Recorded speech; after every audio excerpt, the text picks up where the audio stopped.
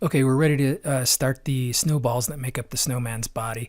A reminder at this point to save. Remember, you can just push Control S and that'll save it. And it'll just leave it wherever it was. Obviously, it's just a kind of a waypoint. Okay, and remember to save frequently. All right, cool. So right now, let's hit Alt-A to deselect everything within our scene. If I haven't talked about it before, the 3D cursor is in the dead center of the world's origin. And the 3D cursor is where all of our new objects that we add are going to appear when we add them. Again, it's a great thing to keep this centered and keep all of our objects in the dead center until we're finished making them. Then we can move them around where we want. Okay, so let's add the first snowball. Remember, you can add up here, or you can hit Shift-A. We're going to hit a mesh, and we're going to go with a UV sphere. Now it adds it right here in the middle, and we get this context menu that talks about it. We don't need to change anything about this. It's good how it is, so we can hit this little arrow here and make that go away. Now we can see it's slightly faceted because it's kind of low poly. We don't really want it to be super high poly because, again, our computer will slow down. So if I right click, which again has to happen in object mode for us to get this option to shade smooth, we can just click that, and now the snowball looks pretty smooth.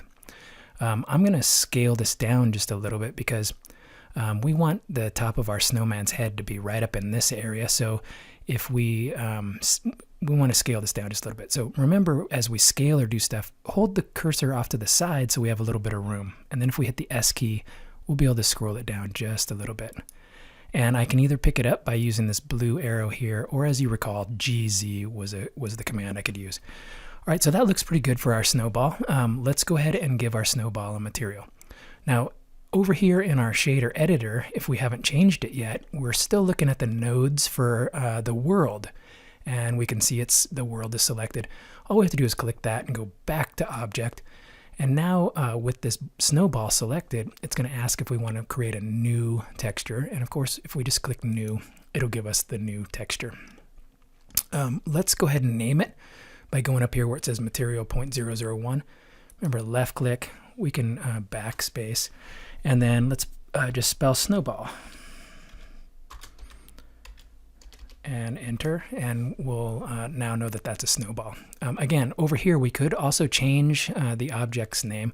Remember, the difference is this is the name of the material we give it, and then over here this is the actual name of the object. So it's still named sphere. I'm not going to mess with that for now because it's not really that relevant. But if you really want to be super organized, you can just name all this stuff. Okay, so we have this snowball. Before we duplicate it to 3 of them, let's give it a material. So we have the material here. I want to do the same kind of material we've done before, which is Shift-A. We're going to add input, ambient occlusion. Right here, we're going to hit Shift-A, converter, color ramp. We're just going to drop that there. The color is going to come out of here to our color ramp. Let's get in here a little closer. Out of the ambient occlusion from color into the factor of the color ramp.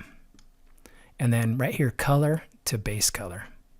Okay, and we can see there's a little bit of ambient occlusion there. And we'll mess with that later when we're trying to get rid of shadows and light leak and all that kind of stuff. For now, we're not worried about it. Okay, now let's give it some bumps.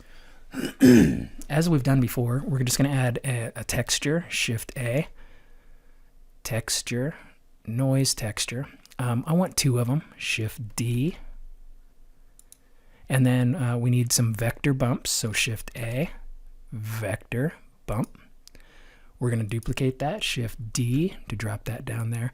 And then you guessed it right in here, we need to mix those together with Shift-A, a color, mix RGB. And then you're probably getting pretty familiar with this. We're going to go color to height, normal to color 1, and normal to color 2. So we've got all those mixed together. And then finally, this color is going to go into the normal. Just a quick note on that. On this principled shader, anytime we have anything that's called a bump map, a height map, or any of these other kind of maps, a normal map, they're generally going to go in this normal slot of the principled shader. That's how we're going to get the appearance of bump. And one other point, when we actually put the displacement modifier on the ground, we gave it a ton of geometry. The displace modifier actually changed the shape of our geometry of our field. So it actually did create real bumps. Whereas when we're doing these textures that are plugged into this normal, we're just telling the computer to basically kind of lie about the shadow data that will give us the appearance of bumps. So we have not changed our geometry really at all here. It's just that we're telling the camera to lie and say, in this area it's lower than in this area. That's why this is darker. So we're basically just telling the camera to fib and give us the look we want without having to change geometry. It's a pretty powerful tool. We can get a lot of stuff to look pretty good without having to add a bunch of extra geometry to our scene. And remember, extra geometry is always going to make us run slower. So this cheat is in our favor. Okay, so we've got these bumps. Let's get down to it. In the noise texture here, on this first one, this is going to be our small bumps. So we're going to hover over the number, left click, move it to the right. I'm going to be up in the 40s to 50s, somewhere in there, mid 40s. On this lower one, we're just going to hover over the number 5 in the scale, left click, and we're going to drag that up to say, 14, 15, something like that. Now, as usual, these things come on pretty strong because the strength on these is always set to 1. Which for my liking is generally way too strong. So again, we hover over the number, left click, bring it down. Let's bring it down into the 0.1-ish zone for this top one for our small bumps. And then we're going to come down to 0.2-ish, somewhere in that zone. Whatever you think looks good. For me, 0.2 somewhere looks pretty good. Okay, and then that's what our snowball starts to look like. Let me zoom in here and we can see it just a little better. Okay, cool. So our snowball's looking pretty good. We can see a little bit of it. Maybe you can't see it on your computer screen here while you're watching this tutorial, but we can change the shininess of this, which is actually a function of roughness.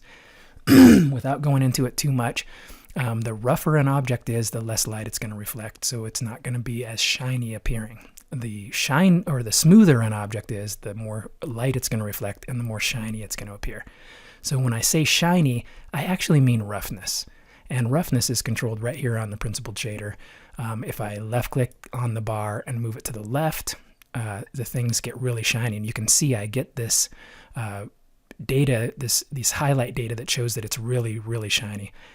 Now, if the snowball was packed by hand, rolled around, and then sat in the sun for a little bit, kind of melted a little bit here and there, and then froze at night, it may be this shiny. I don't really care for it to be that shiny, so I'm going to bring it back up in the 0.4 zone, somewhere in there, because it's going to be a little bit shiny, shinier than the snow, because it's been packed by hand by some kids or whoever made it. All right, cool. I think that snowball looks pretty good. I'm going to back out, and then all we're going to do from here is just duplicate it. So we want to duplicate it, and then we only want to move it on the z-axis because we don't want our snowballs to get all crooked. Now, if that's what you want, you can just move them around and make them crooked if you like. So here's how it looks. With this snowball selected, and we know it is because it's yellow, we're going to hit Shift-D, and then I'm going to hit left-click.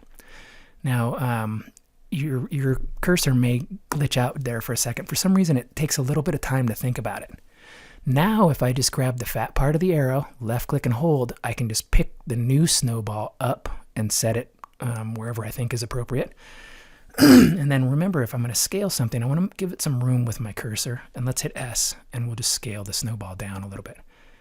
You're the artist here. You make it however you like. I think that looks pretty good for my snowball. All right, let's try it again. Shift-D, left-click, and then simply drag it straight up. Now, you could use GZ as your command here if you want. That works as well. All right, so again, I'm going to scale this down. And I think my snowball looks pretty good about that size, maybe just a little bit smaller. You make the snowman however you like. This is your snow person. You make the proportions whatever you like. You're the artist. Here you can see a little bit of the ambient occlusion that we added to our snowball material as I get out here. That's these nodes in conjunction with the Eevee render engine.